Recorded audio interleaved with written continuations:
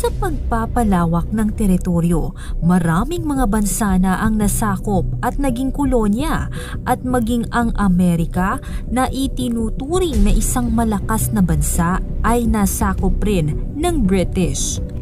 Pagbagsak ng Bataan, isang pangyayari kung saan nasakop ng mga Hapon ang Pilipinas noong World War II.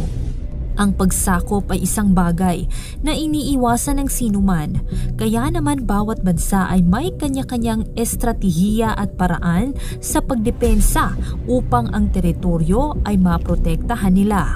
Pero alam nyo ba na may mga bansa na mahirap ring sakupin dahil sa kanilang galing?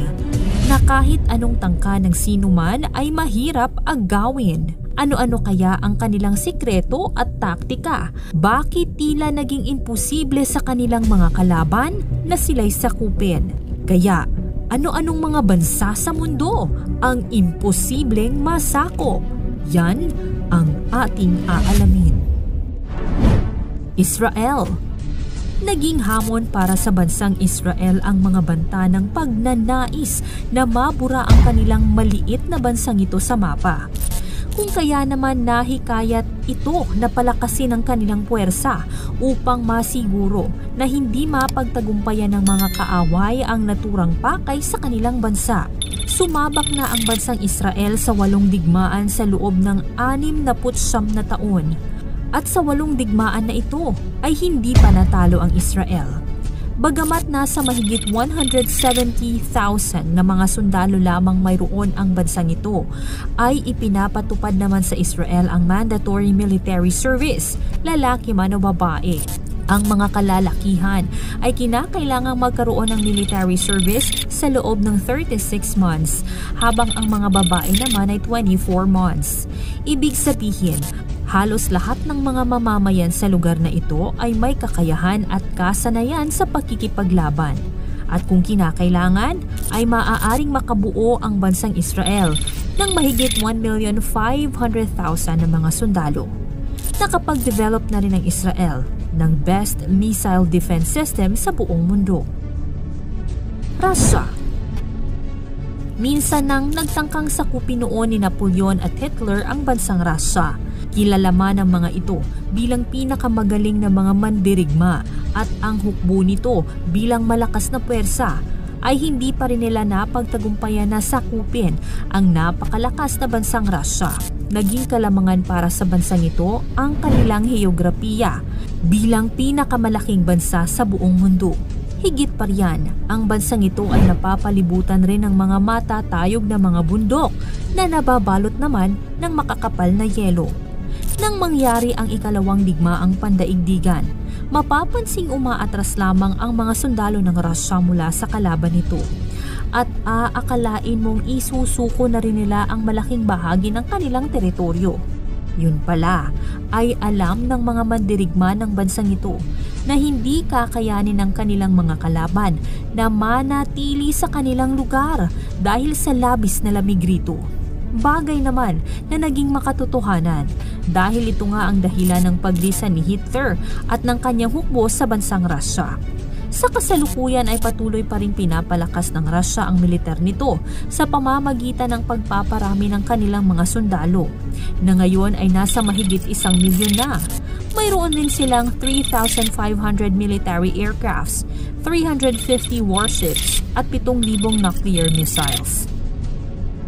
Iran. Ang Iran ay binansagan ring Fortress Iran. Minsan nang sinubok ang bansang ito sa mga malalakas na puwersa mula United States, Turkey at Saudi Arabia. Pero mula pa man noong panahon ng ikalawang digmaang pandaigdigan ay wala pang anumang bansa o puwersa na nagtagumpay na sakupin ng Iran. Isa rin sa estratehiya ng Iran upang patuloy na mapatatag ang sandatahang lakas nito ay ang patuloy na pagpaparami ng kanilang mga sundalo, gayon din ang kanilang mga kagamitan sa pakikipaglaban. Sa kasalukuyan ay nasa mahigit 600,000 na ang mga sundalo sa bansang ito. Mayroon rin silang 1,658 na mga tangke at 137 aircrafts. Isa rin sa dahilan kung bakit mahirap sakupin ng Iran ay dahil sa mga bulubunduking nakapalibot sa bansang ito. Mayroon din di umanong underground missile base ang Iran na nag-e-exist sa bawat 500 metro sa mga syudad ng naturang bansa. Nagsimula na rin ang pagsasagawa ng iilang missile testing ng Iran na may kakayahang magdala ng nuclear warhead. Bhutan. Hindi katulad ng mga bansang unang nabanggit, ang Bhutan ay mayroon lamang maliit na hukbo ng mga sundalo. Sa katunayan, nasa 6,000 lamang ang mga aktibong sundalo ng bansang ito. Wala rin itong mga pag-aaring malalakas at makabagong kagamitang pandigma. Kaya naman nakapagtatakang paanong napabilang ang bansang ito sa mga natatanging teritoryo na mahirap masakop. Minsan nang inatake ng British Empire ang Bhutan. Natalo noon ang Bhutan sa labanan, ngunit hindi ito naging dahilan upang tuluyan silang masakop ng kalaban. Ito marahil dahil sa iilang dahilan at isa na nga rito ang mismong lokasyon ng bansang ito. Kinakailangan pa kasing umakyat ng mahigit 3,000 feet above sea level bago mo matungo ang Bhutan, bagay na maaaring magdulot sa sinumang magtangkang umakyat dito ng altitude sickness. Ito rin ang dahilan kung bakit nahihirapan ng mga tangke ng kalaban na mapuntahan ang teritoryo ng Bhutan. Isa pa sa mga dahilan ay ang pagprotekta rito ng bansang India. Sila ang nagbibigay ng mga armas, pera at mga pagsasanay para sa mga sundalo ng Bhutan. Ipinangako rin ng India na poprotektahan nila ang Bhutan gamit ang kanilang malawak na sandatahang lakas. Japan. Iilan na rin ang mga hukbong nagtangka na sakupin ng Japan, ngunit lahat sila ay nabigo sa layuning ito.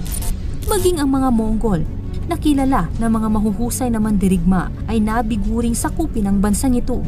Minsan na ring natalo ang naturang bansa sa labanan. Ito marahil ay gumamit ang persa ng Estados Unidos ng mga atomic bomb sa pag-atake sa mga Hapon. Pero hindi ito naging dahilan upang tuluyan nilang masakop ang naturang bansa. Sa ngayon, tila mas pinahirapan ng Japan para sa sino mang gustong sakupin sila na pasukin ang kanilang bansa. Dahil gumastos lang naman sila nang umabot sa $40 billion para mas mapatibay pa ang kanilang sandatahang lakas. Mayroon din silang 250,000 na mga sundalo at 1,590 aircrafts na itinuturing ding technologically advanced in the world.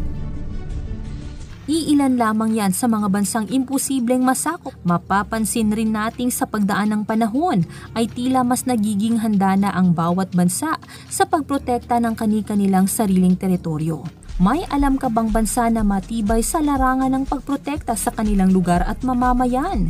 I-share mo naman sa comment section. Maraming salamat at God bless!